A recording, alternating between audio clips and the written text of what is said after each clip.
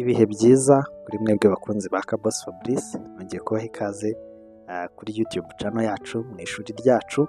Uyu munsi rero dufite isomo ridasanzwe. Uyu munsi tugiye kurebera hamwe content zigera kuri 5 ushobora gukora mu gihe ugiye gutangira YouTube channel.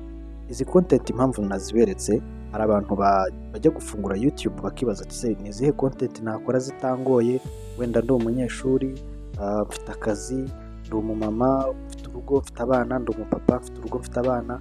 Ibyo bintu nyine nkabihuza ariko bitangoye. Uyu munsi rero mbazaniye igisubizo. Izi content uko ari 5 wazikora wibereye iwawe mu rugo, cyangwa ukazikora nka part time nyine atari akazi gahoraho bitagutwaye umwanya munini, kandi nawe ntibikubuze kuba waba monetize ugahembwa nk'abandi. Umuntu turi burebane iyi video kugeza ku musozo arabasha kuba yakihitiramo content yakora, kuko ndagenda mberekana buri mbaha ingero z'abantu bagiye bakora muri content. Nimba ari ubwa mbere mbonye, nitwa Kaboss Fabrice, nigiye tugiye kubana muri ino video.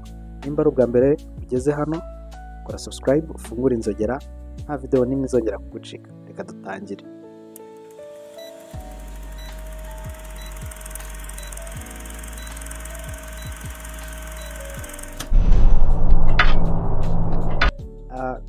Ku mwanya wa 5 rero turahasanga content yo guteka.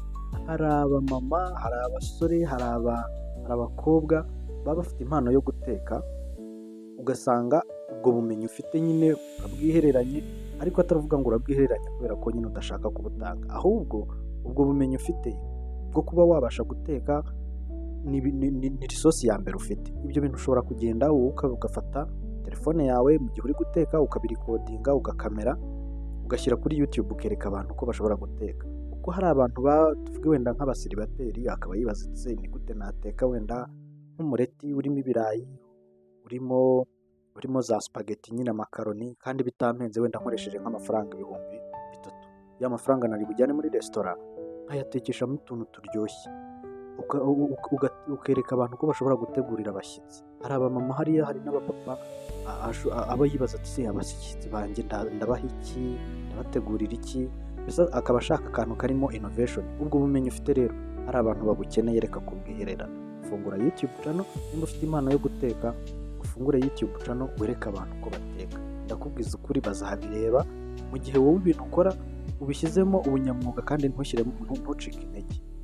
Mu gihe batabirebye gushyizeho video ya mbere, ndakubwiza ukuri ko video ya 20 hari impinduka uzaba umaze kubona.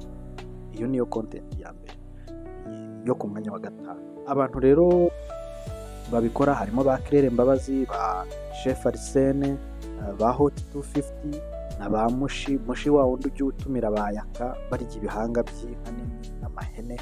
Mujya mubona ko ubu nyine biriya bintu birarebwa.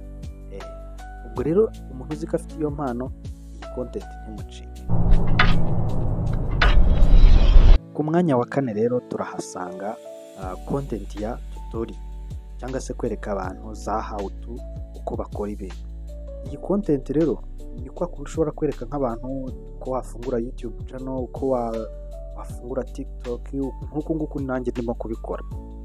Ngira ngo ibingibi nyine ntago nyine nabijya inoza nyinshi cyane impaka, cyangwa se ngo njye muri detail nyinshi, kuko nyine n'ubundi nanjye murabibona ko ari byo ndimo gukora, kubereka ngo content wakora, ibikoresho watangiza ugiye gufungura YouTube channel. Abantu rero bari muri no content harimo uwitwa Gatari Fred. Gatari Fred ni content creator nkunda cyane, nanafatiraho icyitegererezo. Undi wa kabiri ni uwitwa Kaboss Fabrice, ari we muri kureba nona. Abandi harimo uwitwa Editech, ni umwana nawe urimo kuzamuka cyane.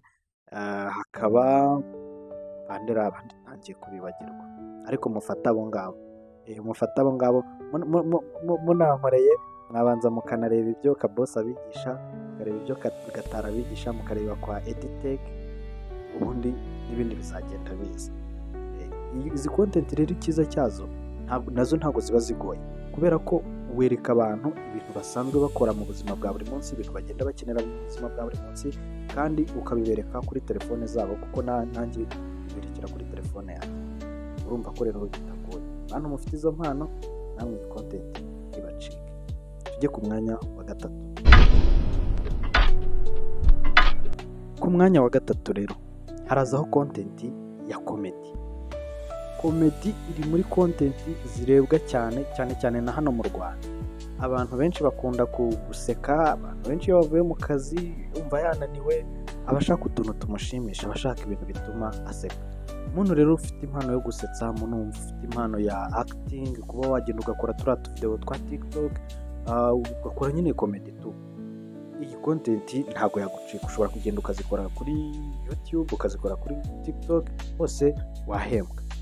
Kandi nyine byakubyarira umusaruro. Ntabwo uvuga ngo TikTok iraguhemba direct nkuko YouTube ihemba, ariko naho inyungu urazibona kuko ushobora kugenda ugakora ama live ukabona ayo gift n'ibiki byose, nawe ukabona amafaranga. Muri aba bantu rero ba comedy turasangamo ba Nyakso, ba Gen Z comedy, mujya mubona ko batumira abanyarwenya benshi, ariho twabonye ba Nzovu na Yakejo bundi, gasangamo ba Mitsutsu, n'abansabi. Ndimo kubasoma hano nyine mba nabyanditse, ntimugire ngo none gutya mba nakoze ntuza script y'ibyo ndi bubereke, aribyo nyine nari ndimo ndababwira muri tutorial. Nzanabereka ukuntu muzajya mukora ama script ya video, apana kuza ukavuga ibintu utateguye. Ngira ngo abantu bafite impano yo gusetsa, gukina comedy, mubonye iyo mwakora, iyi nayo ntibacike. Tujye ku mwanya wa kabiri.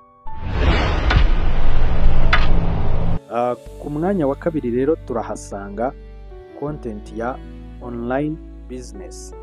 Online business ni za content wereka abantu how to make money online, how to make money online in Rwanda. Nyine ukereka abantu ko bashobora gukorera amafaranga bakoresheje internet, bakoresheje telefone zabo, bakoresheje murandasi.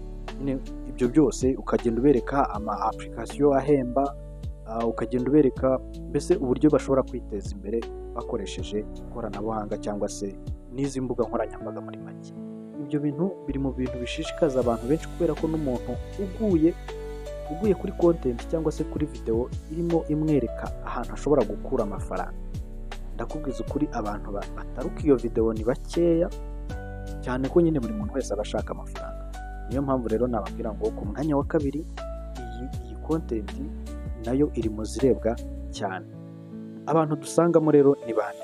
Hari uwitwa Gatare Emmanuel, ni umuntu kabisa nawe njya mbona ubikora cyane. Gatare Emmanuel afite YouTube channel, mwazamusura mukareba.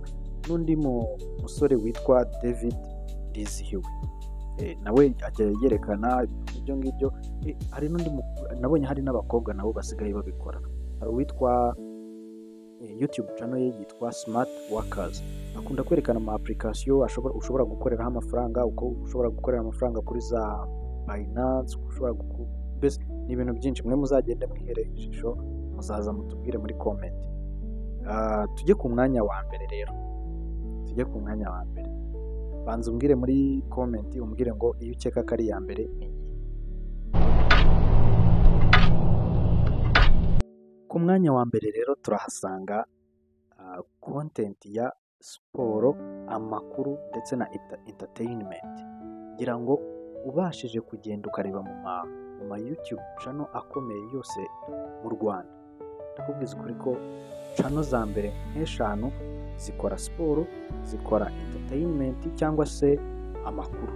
Aho ngaho rero turasangamo turasangamo ba Scovia, ba Rocky, ba Sabe bakora ibintu bya entertainment. Turasangamo ba Murindahabi, ba Gasuku, ni babandi bari barazanye byo kurya, bayaka nyine baza ngo za channel zigabura. Urabona ko biriya bintu ari ibintu bya content zigabura. Hanyuma hakazamo nyine byose hamwe turabikubira hamwe mu ntuza muri content y'amakuru ya siporo bigezweho. Kandi murabibona ko muri iyi minsi wenda harimo ibintu bya M23, zino conflict za Congo. Urabona ko abantu benshi bari gukora amakuru ajyanye n'izi conflict cyangwa se n'ibintu biri kujya mbere mu karere. Urabona ko bari gukuramo views nyinshi cyane. Nzabereka ukuntu ushobora kureba amafaranga YouTube channel generatinga. Kera twajyaga dukoresha intuza yitwaga Social Blade, ariko baje gusanga nyine itari accurate neza. Ariko nzabereka tugende tureba ese izi YouTube channel zo mu Rwanda zinjiza ngahe, ariko ntago ari ukuvuga ngo kugenda tubinjirira na kuko nayo ibiri approximate nyine ntabwo ari uvuga ngo ni amafaranga ya nyayo kugira ngo turebere hamwe ese izi content tugiye kujyamo zirishyura ntabwo ari uvuga ngo tuzabikora tugambiriye kubinjirira nyine mu buzima bwabo no. Nimba wari ufite rero igitekerezo cyo gufungura YouTube channel, nimba hari umuntu wari ufite icyo gitekerezo, iyi video ni iyawe, iyi video ni iye, imusharinge, unampe comment, umpe igitekerezo cyawe, umbwira uti muri izi content ndumva njyewe nakora iyi, cyangwa se nimba hari n'ikibazo ufite ukimbaza. Ndabashimiye rero kubw'urukundo mugenda munyereka, tumaze kugira umuryango w'abantu barenga 570. Abo ni abantu benshi cyane, kuri njyewe ni ukuri ni ibintu bikomeye cyane. Ndabashimiye rero, ndaza no gushyiraho nimero yanjye ya telefone hasi kugira ngo n'abantu bankenera mujye mumbona, munyandikire, mumpamagare, nta kibazo, anytime nakwitaba cyangwa se ntanakwitabye nagusendinga message cyangwa se ukanyandikira kuri WhatsApp ubibona nagusubije. Ikindi mukore subscribe natwe tube monetize, ubundi dukora ibikorwa nyine noneho bikomeye cyane, tugura ibikoresho, tugura umva ndashaka ko tuzafasha abantu mu minsi iri imbere bagitangira nabo bagafungura nyine YouTube channel zabo, kandi tuzabigeraho kubera ko ntabwo turi abantu avuga ngo bakeya kandi turi abantu bashoboye. Ndabakunda rero naho muri video itaha.